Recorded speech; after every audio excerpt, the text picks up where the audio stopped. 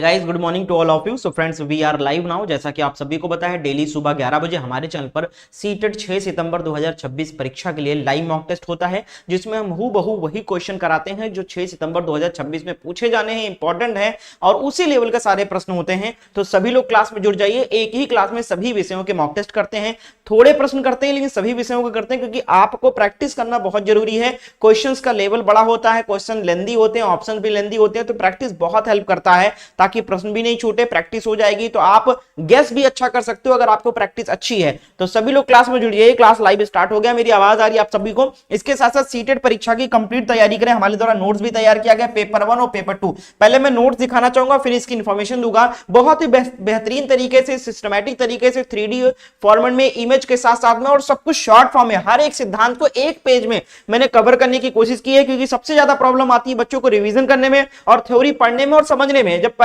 बच्चा इतना बड़ा थ्योरी देखता है, डर जाता है, समझ में नहीं आता है, याद भी नहीं होता है, ना रिवीजन कर पाता है समय। तो इसलिए सब कुछ शॉर्ट में किया है। बहुत ही टॉपिक यानी सिद्धांत सबसे ज्यादा इंपॉर्टेंट है, फिर आपका जो पेडागोजी वो सबसे ज्यादा इंपॉर्टेंट है। तो सभी जो सिद्धांत हैं, जो सभी मनोवैज्ञानिक हैं, उनके सिद्धांत को एक पेज में, उनके विचार, उनके कथन, उनके जिन्होंने जितने जितने सिद्धांत दिए उनका वो चीजें क्लियर किया गया है, साथ साथ में उदाहरण भी दिए गए हैं। और जितने पेडागोजी के टॉपिक हैं इस तरीके से तैयार किए गए हैं, इसी तरीके सारे, चाहे वो लॉरेंस कोहलबर्ग हो, चाहे वो ले वाइगोस्की हो, जीन पियाजे हो, सभी मनोवैज्ञानिकों के सिद्धांतों को बहुत बखूबी समझाया गया इस नोट्स में। तो इस तरीके से नोट से अगर आप तैयारी करोगे तो 2-3 बार रिवीजन भी कर लोगे, समझ में भी आएगा और कॉन्फिडेंस भी बिल्ड होगा। तो हमारे नोट्स की कीमत पेपर 1 की 199, पेपर 2 की 199, दोनों लेते हो तो 299, यानी कोई एक पेपर लेते हो तो 199 और दोनों पेपर लेते हो तो 299 का नोट्स पड़ेगा। कैसे लेना है सर? इस नंबर पे आपको व्हाट्सएप पर मैसेज करना है कि सर सीटेट पेपर 1 और पेपर 2 का कंप्लीट सिलेबस का नोट चाहिए, कैसे मुझे मिलेगा और कैसे मैं आपको पेमेंट करूं, तो सारी जानकारी आपको इस नंबर पे दिया जाएगा। तो जिनको भी लेना भैया, इस नंबर पे मैसेज करके नोट्स को ले सकते हो। तो चलिए क्लास को स्टार्ट करते हैं। पहला क्वेश्चन सीडीपी का है, सभी लोग शेयर कर दो। क्वेश्चन नंबर 1 देखिए क्या है। चलिए सभी लोग शेयर करिए, तब तक मैं भी शेयर कर देता हूं। क्वेश्चन नंबर 1 का आंसर देने का प्रयास करें सब लोग। बहुत बढ़िया, तो सारी जानकारी आपको इस नंबर पे दी है। ठीक है, चलो मैं शेयर कर देता हूं। आप लोग भी ग्रुप वगैरह में शेयर कर दो, अपने दोस्तों को शेयर कर दो क्लास को, ताकि और भी लोग क्लास में जुड़े। और कंप्लीट सिलेबस का हम मॉक टेस्ट इसमें करने वाले हैं, तो क्लास को पूरा एंड तक देखा करें आप लोग, ठीक है? चलिए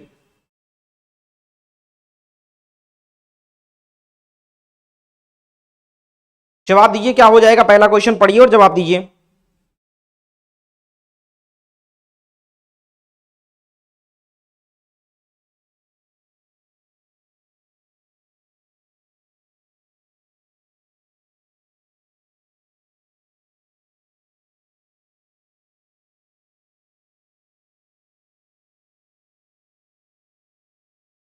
चलिए क्वेश्चन नंबर 1 का राइट आंसर देखिए क्या हो जाएगा। निम्नलिखित संरचनाओं में से शिक्षा का अधिकार अधिनियम 2009, राइट टू एजुकेशन 2009 किसकी वकालत करता है? क्वेश्चन नंबर 1 का राइट आंसर कमेंट करें। प्रदीप आंसर करिए। चलिए जवाब दीजिए सभी लोग। बहुत बढ़िया, क्या हो जाएगा राइट आंसर इसका?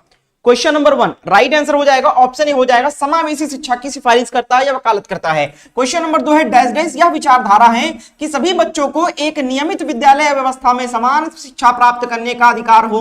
ये किसकी बात की जा रही है भैया? मुख्य धारा शिक्षा की बात की जा रही है, विशेष शिक्षा की बात की जा रही है, बाहुल सांस्कृतिक शिक्षा की बात की रही है, या फिर समावेशी शिक्षा की बात की जा रही है? कौन जवाब देगा इसका? सेशन को शेयर करें। चलिए बहुत बढ़िया, क्या हो जाएगा राइट आंसर बताइए? चारू, प्रदीप, रविशंकर। चलिए क्वेश्चन नंबर 2 का राइट आंसर कमेंट करें, सेशन को शेयर जरूर करिए। 2 नंबर का जवाब क्या हो जाएगा? 2 का ऑप्शन डी बिल्कुल सही है, समावेशी शिक्षा। अगला प्रश्न है क्वेश्चन नंबर 3, एक शिक्षक को चाहिए कि, चारों ऑप्शंस को पढ़ें और जवाब दें। एक शिक्षक को क्या चाहिए? जवाब दीजिए चारों ऑप्शन को पढ़ के।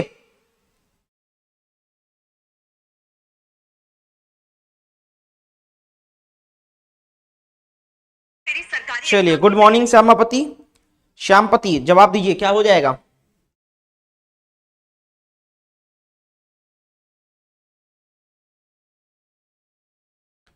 आप लोग शेयर करते नहीं हो, तो मैं ही सोच रहा हूं कि अपने 2-3 ग्रुप जो है वहां पे भेज दूं। आप लोगों से तो कहता रहता हूं, आप लोग शेयर ही नहीं करते हो। शेयर करिए भैया, ताकि संख्या बढ़े थोड़ा। आपको भी मजा आएगा पढ़ने में, हमें भी मजा आएगा पढ़ाने में। सभी लोग शेयर कर दिए क्लास को फटाफट, ठीक है? चलिए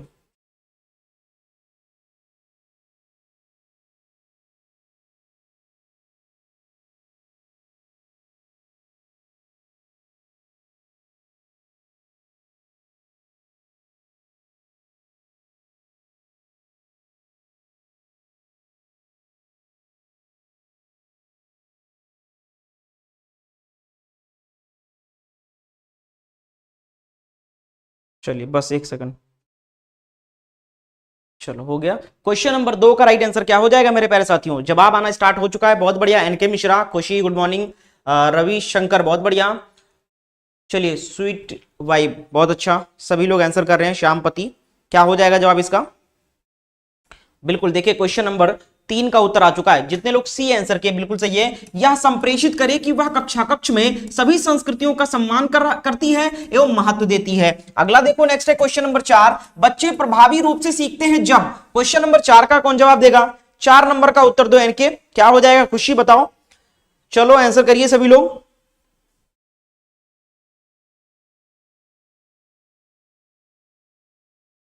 चार नंबर का जवाब ऑप्शन सी बिल्कुल सही है। वे विभिन्न गतिविधियों एवं कार्यों में सक्रिय से भाग लेते हैं। अगला देखो नेक्स्ट है क्वेश्चन नंबर 5 है, बच्चों को कक्षा में प्रश्न क्या करना चाहिए? पूछने के लिए हतोत्साहित करना चाहिए, नेगेटिव है, टैग वर्ड है, कट जाएगा। पूछने के लिए अनुमति नहीं देनी चाहिए, नहीं क्यों देनी चाहिए भैया? देनी चाहिए, ये भी नेगेटिव हो जाएगा। पूछने से रोकना चाहिए, ये भी नेगेटिव है।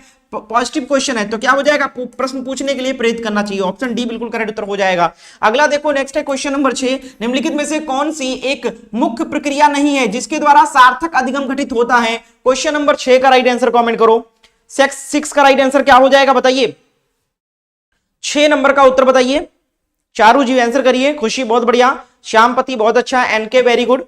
सेशन को शेयर करें और लाइक करें क्लास को। क्वेश्चन नंबर 6 उत्तर आ जाएगा आपका ऑप्शन डी बिल्कुल सही है, कंठस्थीकरण का एवं स्मरण। ये नेगेटिव माना जाता है और नेगेटिव क्वेश्चन है, कौन सा नहीं है पूछा गया है, मुख्य प्रक्रिया नहीं है, तो नहीं कौन सा है आपका? नेगेटिव वाला हो जाएगा डी। अगला देखो 7 नंबर प्रश्न है, निम्नलिखित में से कौन सा स्तंभ का के बच्चों को स्तंभ खा में उनकी प्राथमिक विशेषताओं के सही मिलान को प्रस्तुत करता है? यानी स्तंभ ए मान लो, स्तंभ बी मान लो इसको, ठीक है। चलो मिलान करिए, क्वेश्चन नंबर मिलान करके सही मिलान बताइए कौन सा हो जाएगा? 7 नंबर का उत्तर, 7 का राइट आंसर क्या हो जाएगा?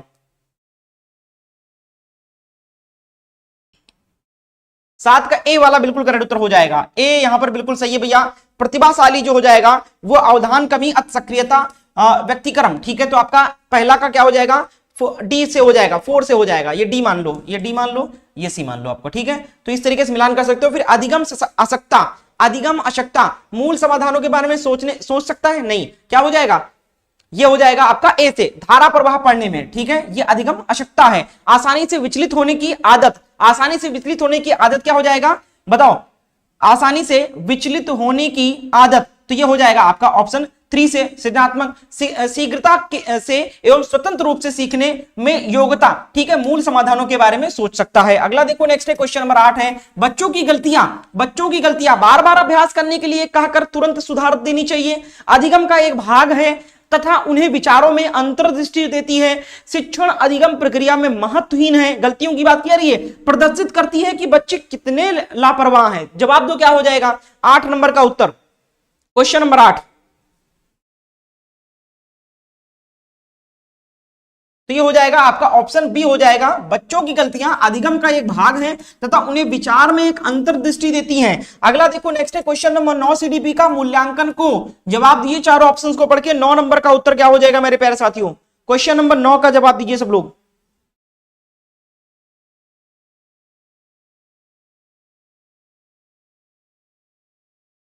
चलिए 9 नंबर का उत्तर क्या हो जाएगा?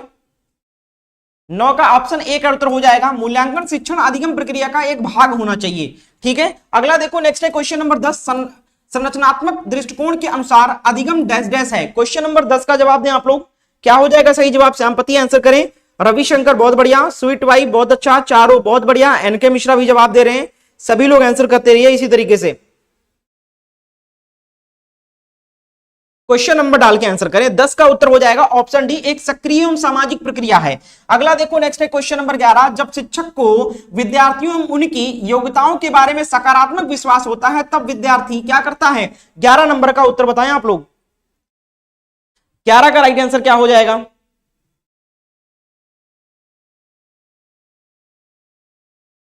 चलिए बहुत बढ़िया, 11 नंबर का जवाब दीजिए सब लोग।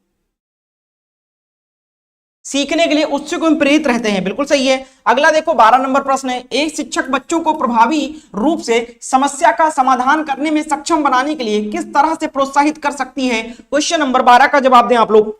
12 का उत्तर क्या हो जाएगा साथियों?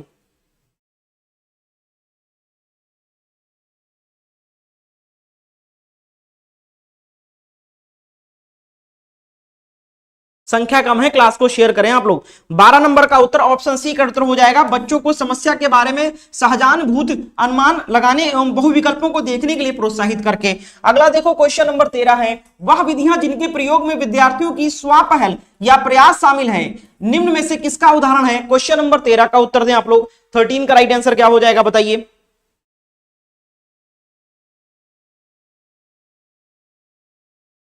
13 नंबर का उत्तर क्या हो जाएगा?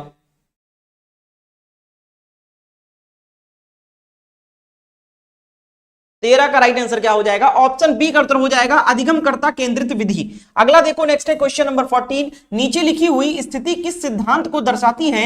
जो विद्यार्थी अच्छा प्रदर्शन नहीं कर पाते हैं वे महसूस करते हैं कि वे पर्याप्त रूप से अच्छे नहीं हैं और हतोत्साहित महसूस करते हैं जब उनमें बिना प्रयास के कार्य को आसानी से छोड़ देने की संभावना है। क्वेश्चन नंबर 14 का जवाब देने का प्रयास करें। 14 का राइट आंसर क्या हो जाएगा मेरे साथियों? आंसर करिए।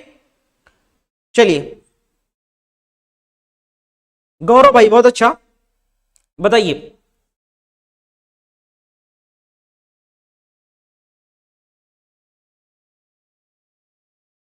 क्वेश्चन नंबर 14 का राइट आंसर कमेंट करें, क्वेश्चन का नंबर डाल के किया करें। ऑप्शन डी हो जाएगा, संज्ञान एवं संवेग अलग नहीं है, ठीक है, ऑप्शन डी करेक्ट है। नेक्स्ट है 15 नंबर क्वेश्चन, देखो निम्नलिखित में से कौन प्राथमिक सामाजिकरण माध्यम है? क्वेश्चन नंबर 15 का जवाब कमेंट करें आप लोग। 15 नंबर का उत्तर क्या हो जाएगा साथियों?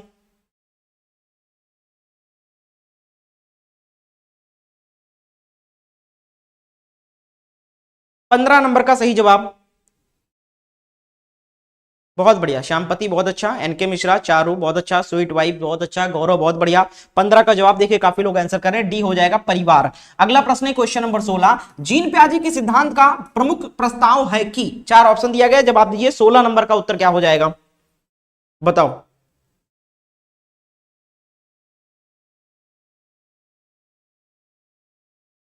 चलिए बहुत बढ़िया, राज प्रिंस बहुत अच्छा।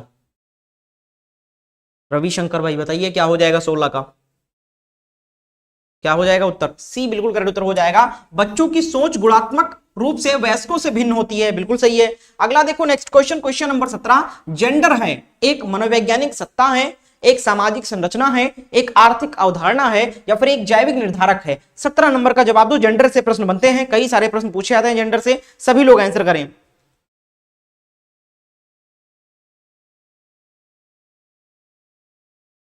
17 का राइट आंसर ऑप्शन बी का उत्तर हो जाएगा भैया, एक सामाजिक संरचना है।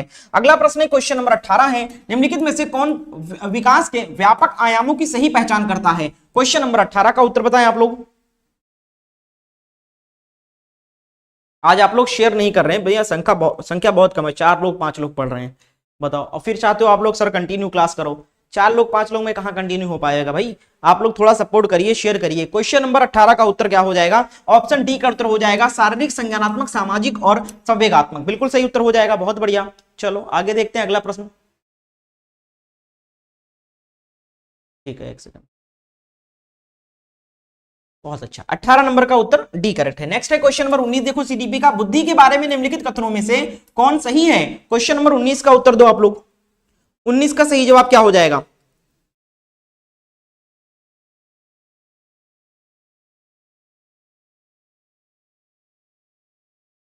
19 नंबर का उत्तर राइट आंसर ऑप्शन सी कही है, बुद्धि बहुआयामी है जिसमें बुद्धि परीक्षणों के द्वारा पूर्ण रूप से परिमेय न की जाने वाली कई योग्यताएं शामिल हैं। अगला प्रश्न है क्वेश्चन नंबर 20 है, सीडीपी का प्रगतिशील शिक्षा में बच्चों को किस तरह से देखा जाता है? क्वेश्चन नंबर 20 का जवाब दें आप लोग। 20 का राइट आंसर क्या हो जाएगा?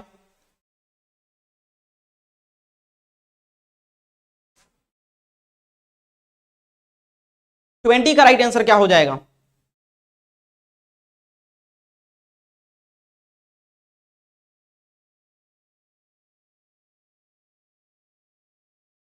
20 नंबर का उत्तर हो जाएगा सक्रिय अन्वेषकों के रूप में, बहुत बढ़िया, ऑप्शन बी करेक्ट है। अगला प्रश्न 21 नंबर, समावेशी विद्यालय में आप अपनी कक्षा के दृष्टिबाधित छात्रों की आवश्यकताओं को कैसे पूरा करेंगे? बताइए, 21 का उत्तर दो। 21 का राइट आंसर क्या हो जाएगा?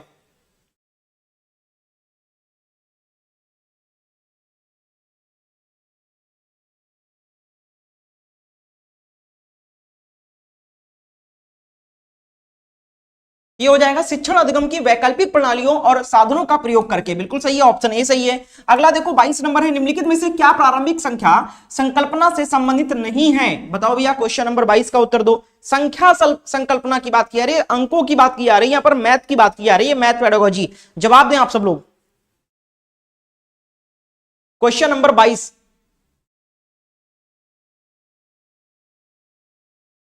बाईस का राइट आंसर ऑप्शन सी हो जाएगा, मापन।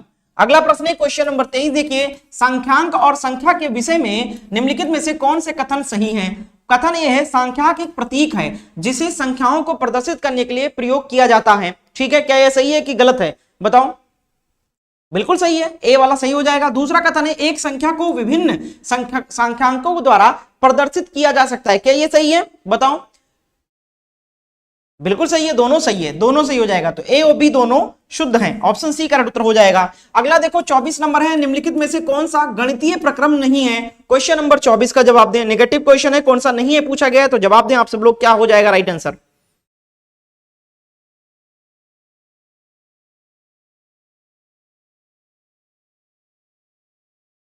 क्वेश्चन नंबर 24 राइट आंसर हो जाएगा आपका ऑप्शन बी हो जाएगा, कंठस्थ करना। ये नहीं है, नेगेटिव माना जाता है इसको, याद करना, रटना।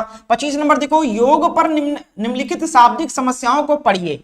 योग पर यानी जोड़ जोड़ घटाव पर, ठीक है, जोड़ की बात की आ रही है। तो पहला है, एक टोकरी में 15 संतरे हैं और दूसरी टोकरी में 17 संतरे हैं, सब मिलाकर कितने संतरे हैं? ठीक है, अब देखो पूछा गया योग पर निम्नलिखित शाब्दिक समस्याओं को पढ़ना है, ठीक है, और निम्नलिखित में से कौन सा कथन सही है बताना है। चलिए ध्यान दीजिएगा। फिर देखो, एक 9,950 वाले मोबाइल फोन की कीमत में बजट के बाद 375 रुपए की वृद्धि हो गई, नई कीमत क्या होगी? ये दो प्रकार के प्रश्न हैं। अब देखो, ए योग की समुच्चय संरचना को प्रदर्शित करता है और बी योग की संवर्धन संरचना, दोनों सही है, यही सही हो जाएगा, ऑप्शन ए सही हो जाएगा। पहला प्रश्न जो है ए वाला, ये योग की समुच्चयन संरचना को प्रदर्शित करता है, और जो दूसरा प्रश्न है योग की संवर्धन संरचना को प्रदर्शित करता है, तो ऑप्शन ए बिल्कुल करेक्ट उत्तर हो जाएगा। अगला देखो 26 नंबर, पियाजे के प्रस्ताव के अनुसार माप में विभिन्न भौतिक राशियों के संरक्षण की योग्यता के विषय में सही कथन को पहचानना है। 26 नंबर का जवाब दें आप लोग। 26 का उत्तर क्या हो जाएगा साथियों?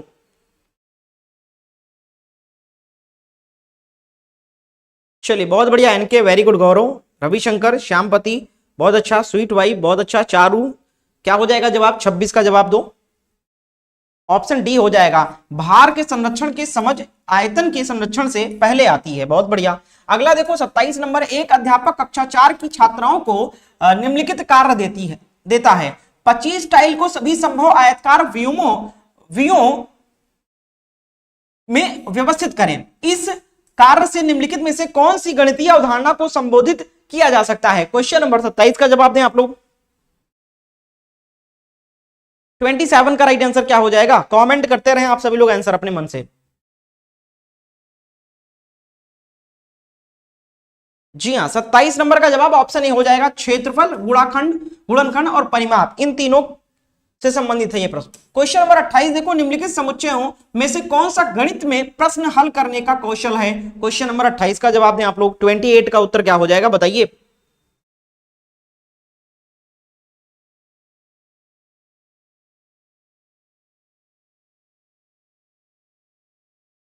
ट्वेंटी एट का राइट आंसर क्या हो जाएगा?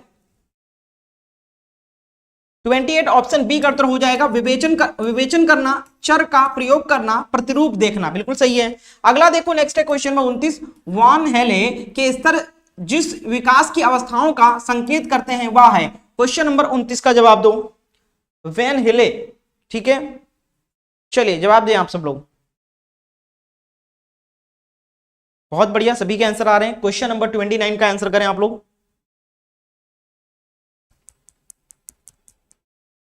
29 ऑप्शन बी हो जाएगा, ज्यामितीय चिंतन, बिल्कुल करेक्ट है। अगला प्रश्न है क्वेश्चन नंबर 30, राष्ट्रीय पाठ्यचर्या की रूपरेखा एनसीएफ 2005 की अनुशंसा के अनुसार प्राथमिक विद्यालयों का गणित पाठ्यक्रम है। 30 नंबर का उत्तर क्या हो जाएगा बताइए? 30 का राइट आंसर।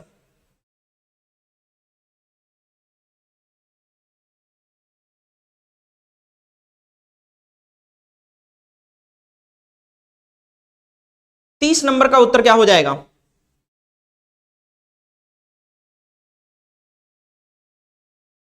30 का राइट आंसर ऑप्शन डी का उत्तर हो जाएगा, छात्रों की प्रतिदिन के अनुभवों से संबंधित होना चाहिए। अगला प्रश्न है क्वेश्चन नंबर 31। हम सभी पुराने कुओं में को देखते हैं जो अब सूख गए हैं। हमारे बड़े यह कहते हैं कि अब से लगभग 25 से 30 साल पहले इन कुओं में काफी पानी था, परंतु अब ये पूरी तरह सूख गए हैं। निम्नलिखित में से कुओं के सूखने के संभावित सही कारणों को चुनना है।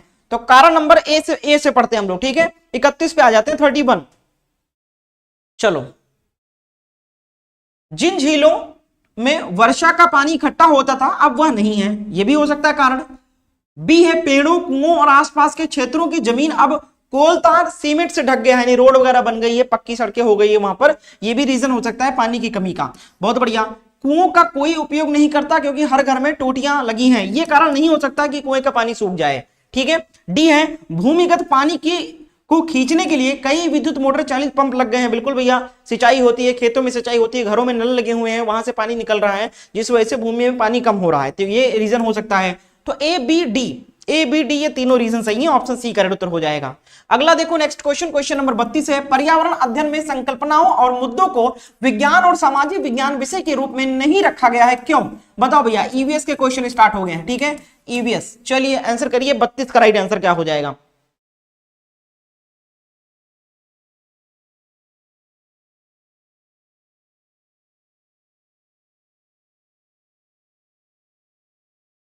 32 का राइट आंसर क्या हो जाएगा? ऑप्शन ए का उत्तर हो जाएगा, इस आयु वर्ग के बच्चे अपने परिवेश को समग्र रूप में देखते हैं। अगला देखो नेक्स्ट है क्वेश्चन नंबर 33। नीचे दिए गए शहरों में से किस एक में रेत के पहाड़, जिन्हें रेत की टीले कहा जाता है, पाए जाते हैं? भैया किस शहर में पाया जाता है? बताओ, 33 का जवाब दो, किस शहर की विशेषता है ये जहां रेत के टीले पाए जाते हैं?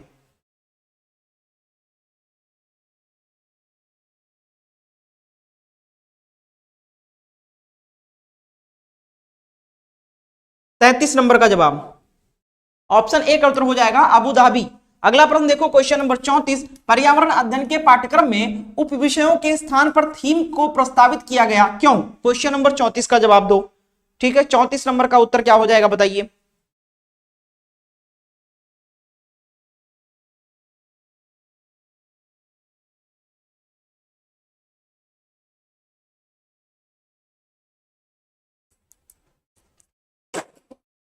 बहुत बढ़िया, 34 नंबर का राइट आंसर क्या हो जाएगा? ऑप्शन बी का उत्तर हो जाएगा, बच्चों के स्थानीय परिवेश के मुद्दों से जुड़े हुए और अंतः संबंधित समझ के विकास के लिए। अगला प्रश्न है ईवीएस का 35 नंबर। निम्नलिखित में से कौन सा वर्तमान पर्यावरण अध्ययन पाठ्यक्रम के 6 मुख्य थीम में से एक नहीं है? कौन सा नहीं है 6 में से एक?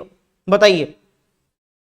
चलिए, डॉक्टर सुधा भी आ गई क्लास में, चारू बहुत बढ़िया, आंसर करें सभी लोग। क्वेश्चन नंबर 35 का राइट आंसर क्या हो जाएगा? 35 का उत्तर ऑप्शन सी का उत्तर हो जाएगा, काम और खेल।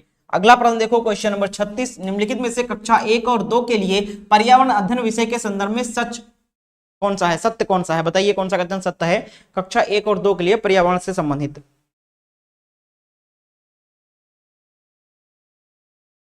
36 का चारों ऑप्शंस को पढ़ें और जवाब दें आप लोग।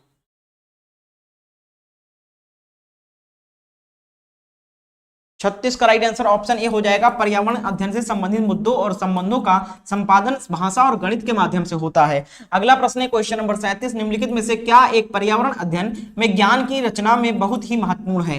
क्या इसमें से एक बहुत महत्वपूर्ण है? क्वेश्चन नंबर 37 पे नजर डालो, जवाब दो, क्या हो जाएगा राइट आंसर इसका?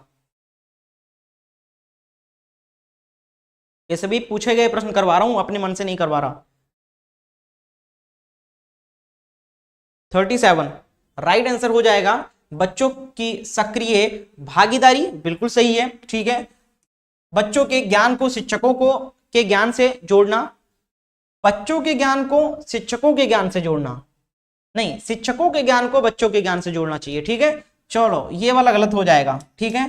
पर्यावरण अध्ययन को कक्षा की 4 दीवारी से बाहर सीखना, बिल्कुल सही है, ठीक है। सिर्फ क्लास में नहीं, अन्वेषण यानी कि एक्सप्लोर कराना चाहिए बच्चों को। बच्चे के स्थानीय ज्ञान को विद्यालय के ज्ञान से संबंधित करना चाहिए, भी सही है। तो ए सी डी ये 3 हो जाएंगे, ऑप्शन डी वाला सही है। अगला देखो 38 नंबर। पर्यावरण अध्ययन में बच्चों को जोड़ने की सबसे प्रभावशाली युक्ति कौन सी है? क्वेश्चन नंबर 38 का जवाब 38 का उत्तर दें आप सभी लोग। क्लास को शेयर करिए ज्यादा से ज्यादा और लाइक करें क्लास को सब लोग।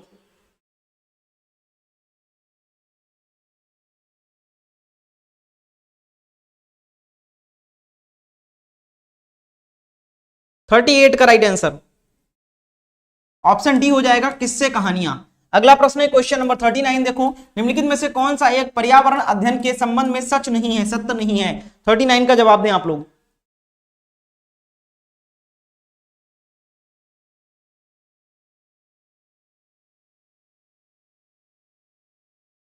थर्टी नाइन का राइट आंसर, जी हाँ 39 ऑप्शन सी हो जाएगा, पर्यावरण अध्ययन वर्णों और परिभाषाओं पर बल देता है। नहीं, ये गलत हो जाएगा, ये सही नहीं है, सी सही है ऑप्शन।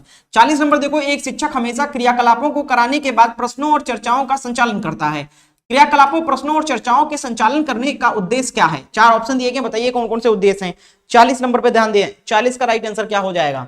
तो बच्चों की क्रियाएं कौशलों का आकलन करना, यह भी उद्देश्य हो सकता है चर्चा और प्रश्नों का। बच्चों को खोजने का अवसर देना, यह भी सही जवाब हो जाएगा, ठीक है। और बच्चों को अपनी अभिव्यक्ति का अवसर देना है, अपनी बात को रखने का अवसर देना, यह भी सही हो जाएगा। बच्चों के उनके सीखने की गति के आधार पर विभेद करना, विभेदी नहीं करना, विभेदीकरण नहीं करना है, तो ऑप्शन सी का उत्तर हो जाएगा, ए बी और सी कारण है। अगला देखो 41 नंबर, पर्यावरण अध्ययन में बच्चों को पाठ्य पुस्तकों और शिक्षकों के अलावा अन्य स्रोतों की मदद लेने के लिए प्रोत्साहित करना चाहिए। क्यों, क्या कारण है, कौन कौन से कारण सही है इसके लिए, बताइए।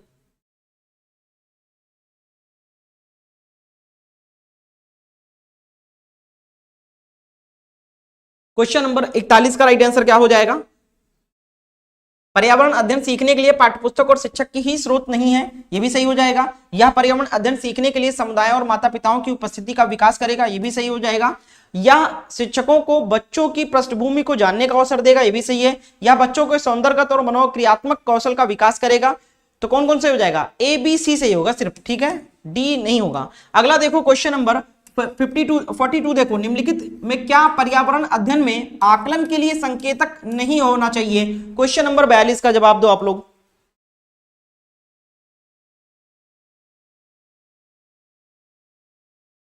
बयालीस नंबर का उत्तर क्या हो जाएगा, बताइए सुधा जी, एनके मिश्रा, रविशंकर, चारू, बहुत अच्छा, सभी लोग आंसर कर रहे हैं।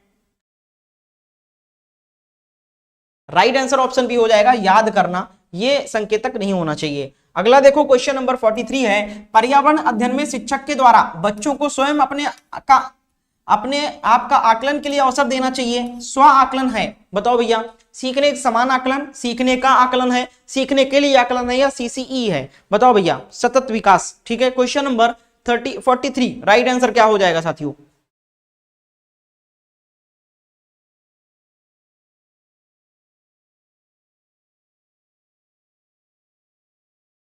Question number 43 right answer option A हो जाएगा, सीखने के समान आकलन। अगला प्रश्न है क्वेश्चन नंबर 44, एक शिक्षक खाना किस प्रकार से खराब होता है पर एक प्रयोग करता है। शिक्षक बच्चों के समूह बनाकर उनको प्रयोग से संबंधित सामग्री देता है। शिक्षक बच्चों के समूह को क्यों बनाते हैं, ठीक है, बताओ 44 का जवाब दो। कौन कौन से सही कारण है, इसका क्या क्या मुख्य उद्देश्य है।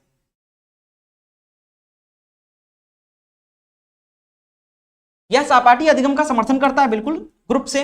यह बच्चों की सामाजिक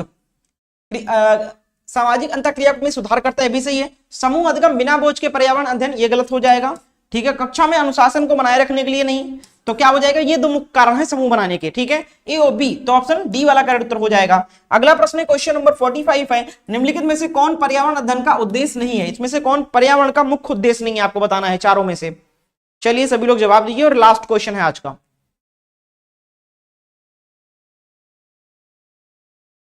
45 का राइट आंसर क्या हो जाएगा। 45 का ऑप्शन सी का उत्तर हो जाएगा, बच्चों को पाठ्य पुस्तक की परिभाषाएं प्रदान करने के लिए प्रोत्साहित करना, ठीक है। पाठ्य पुस्तक की परिभाषाएं प्रदान करने के लिए प्रोत्साहित करना नहीं है, ईवीएस का, पर्यावरण का, ठीक है, ये ध्यान रखना। यहाँ पर प्रोत्साहन तो आ गया वर्ड, लेकिन ये इस सब्जेक्ट यानी ईवीएस के लिए नेगेटिव माना जाएगा यहाँ पर, कि पाठ्य पुस्तक के लिए यूज किया गया है ना।